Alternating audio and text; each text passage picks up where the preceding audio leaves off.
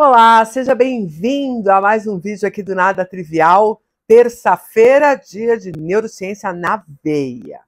E hoje nós vamos tratar da aquisição e da linguagem para o cérebro humano, uma das propriedades, quem sabe, mais interessantes e que realmente nos torna muito diferentes das outras espécies de animais, uma vez que sim, eles possuem formas de comunicação, eles conseguem usar, inclusive, a vocalização para fins de comunicação, como é o nosso caso, mas não tem uma linguagem estruturada. Só precisamos criar aqui uma pequena exceçãozinha, que são os cetáceos. Há grande desconfiança de que baleias, golfinhos, alguns grupos aí de mamíferos aquáticos também já tenham alguma forma de linguagem que a gente ainda precisa entender, estruturar e compreender quais são o modelo funcional dessa linguagem, né? Mas, por enquanto, a gente pode dizer assim com alguma tranquilidade que a espécie humana realmente se destaca pelas suas propriedades de linguagem. E é muito interessante a gente compreender que o cérebro evoluiu para atingir essa potência, né? Diferentemente daquilo que nós conversamos já aqui no Nada Trivial sobre a linguagem escrita, né, a aquisição da escrita, definitivamente a linguagem oral é uma forma de manifesto desse cérebro que evoluiu, e evoluiu consistentemente até atingir essa funcionalidade.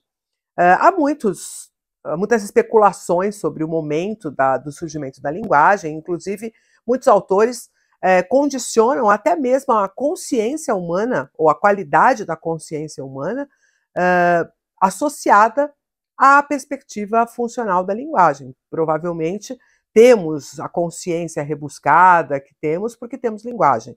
E algum sentido se faz aqui, porque até mesmo nossas memórias, que dependem muito da qualidade semântica dos significados e também até mesmo da narrativa episódica, né, com datação, com local, com várias características que são características que dependem da linguagem, nos mostram que outras funções do nosso cérebro, que também são muito elaboradas, dependem de alguma forma da linguagem. E se a gente pensar, essa revolução cognitiva é datada de cerca de 50 mil anos antes de Cristo. Obviamente que muito gênero Homo já havia, né, transitado pelo planeta nos anos subsequentes, anos anteriores a isso, cerca de 300 mil anos que a gente já tem o gênero Homo, mas há 50 mil anos o Homo sapiens, a partir justamente dessa revolução cognitiva que veio pela linguagem, começa a manifestar uma qualidade de organização, uma qualidade de uso de ferramentas, a ponto de poder mesmo se tornar sedentário, né? Dele poder se fixar em um lugar e começar até mesmo a explorar outras formas de sobrevivência, como é o caso da agricultura, né? Então, de fato, nós estamos aqui, quem sabe, no olho do que explica quem somos e por que estamos no lugar que estamos nesse momento, né? O cérebro como um todo é utilizado para a linguagem. Realmente é uma função que, quando a gente tenta mapear quais áreas estão relacionadas com a função de linguagem, é até difícil. Ainda que nós tenhamos duas regiões já muito famosas que representam aspectos bem específicos e importantes da linguagem, que é uma região ali na intersecção do lobo parietal, do lobo occipital e do lobo temporal, que é a chamada área de Wernicke, e na frente, em regiões pré-motoras, em regiões que apoiam o córtex motor, uma áreazinha chamada área de Broca. Essas duas regiões, elas têm um valor histórico muito grande, porque afinal de contas foram as duas primeiras áreas que foram identificadas como sendo funcionalmente específicas no cérebro, né? Isso se deu basicamente pelo estudo de lesões, pacientes com lesões, que apresentavam afasias. Mas, para além das chamadas afasias sensoriais ou afasias de Wernicke, onde o indivíduo perde a capacidade de compreender o significado da linguagem, e as afasias motoras, que estão relacionadas ao indivíduo não conseguir manifestar a linguagem através da fala, né? Além dessas duas afasias, que são bastante bem conhecidas e de certa forma, circunscrita a essas áreas, nós temos muitos tratados sobre afasias na história da neurologia, porque são doenças de altíssima complexidade, né? Os fonoaudiólogos sabem a dificuldade que é você conseguir diagnosticar com precisão qual é o tipo de afasia que aquele paciente está expressando. Porque a gente tem afasias parciais, afasias ligadas à condução, afasias mais globais, com sintomas distintos para cada uma delas. Isso acontece justamente porque o cérebro como um todo é necessário para a execução dessas tarefas de linguagem, né? Então, quando a gente pensa no que precisa para organizar a linguagem, nós precisamos primeiro da identificação dos modelos semânticos que estão associados aos radicais, né? Então, o que significa, por exemplo, cada um dos substantivos ou cada um dos verbos. Isso aí, para isso, você já precisa do córtex inteiro, porque você está considerando que parte desses significados serão formados a partir da visão, outros serão formados a partir do tato, né? Então, ainda que eu denomine alguma coisa como rugosa, eu vou precisar ter minimamente interagido através do tato para compreender exatamente o que significa esse radical rugoso, né? Que vai gerar esse adjetivo. E aí eu vou ter que ter habilidades também para construir toda a prosódia, como é que a partir da musicalidade que eu me expresso, como que eu dou um tom, a entonação, eu vou dizer se eu estou fazendo uma afirmação, se eu estou fazendo uma pergunta, se eu estou sendo enfático, se eu estou sendo irônico, né? Então, essa musicalidade que também envolve a linguagem vai depender bastante de algumas áreas mais próximas de áreas auditivas, e inclusive envolvem ambos os hemisférios. Porque apesar de nós termos um dos hemisférios bem mais especializado em linguagem, que seria o considerado o hemisfério dominante, né? E aí vamos arrumar a casa, porque a maior parte das pessoas vai ter esse hemisfério dominante do lado esquerdo. E quando não for do lado esquerdo, for do lado direito, nesse caso, inverte-se completamente todas as funções. Então, aquilo que o hemisfério esquerdo faria numa pessoa que a linguagem está no lado esquerdo, no caso de uma pessoa que tem o hemisfério dominante direito, essas funções vão para o lado direito, isso não tem problema nenhum, é simplesmente um espelhamento, tá?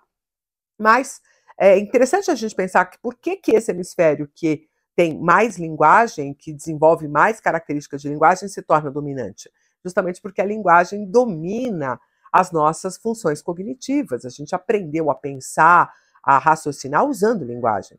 Rara vez nós vamos ter algum tipo de pensamento que é espacial, ainda que sim, você possa usar a sua visão como instrumento, como fonte da construção das informações que vão ser necessárias para o pensamento, né? Então, pensar, por exemplo, em uma pessoa que está jogando Tetris, né? Ela não está transformando o formato do objeto ali, do joguinho, em alguma coisa linguística para depois pensar sobre como que aquilo vai se encaixar em algum lugar, etc. e tal. Então, definitivamente, a gente pode também arquitetar pensamentos baseados na visão e por isso mesmo não teremos linguagem. Mas veja, quão poucas são essas circunstâncias. A gente tem que ficar achando um exemplo bem preciso para poder dizer o que é que nós estamos querendo dizer. Então, definitivamente, muitas regiões cerebrais estão envolvidas, né?